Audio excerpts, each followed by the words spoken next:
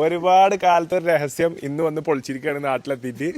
അപ്പൊ കെൻസിന്റെ പാസ്പോർട്ട് നമുക്ക് കിട്ടിക്കണ്. അല്ല എനിക്ക് ആദ്യം ഡൗട്ട് ഒന്നും തരോ.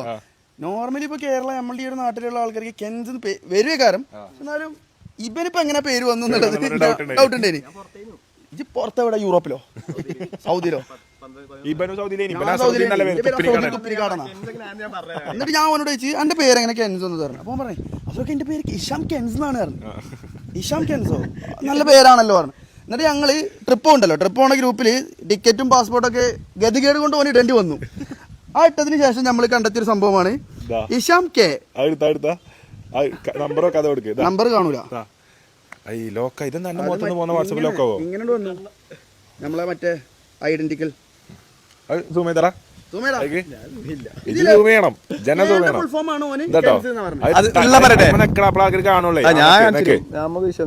ഹിഷാം കണ്ണറമ്പത്തിട്ടോ. അപ്പൊ കെൻസിന്റെ ഐഡന്റിറ്റി വെളിവായി. വേണ്ട അത് കുഴപ്പമില്ല. ഓൻ പറയണെന്താരോ, വീട്ടുപേരില്ലേ പേരന്റെ മതിലിന്റെ മുന്നിൽ പൊട്ടിച്ചേക്കണ കെൻസ് മനസ്സിൽ, അതാണ് ഓന്റെ പേര് എന്നാണ് ഓൻ പറയണത്. കണ്ണറമ്പത്ത് ഹിഷാമാണ്. കണ്ണറമ്പത്ത്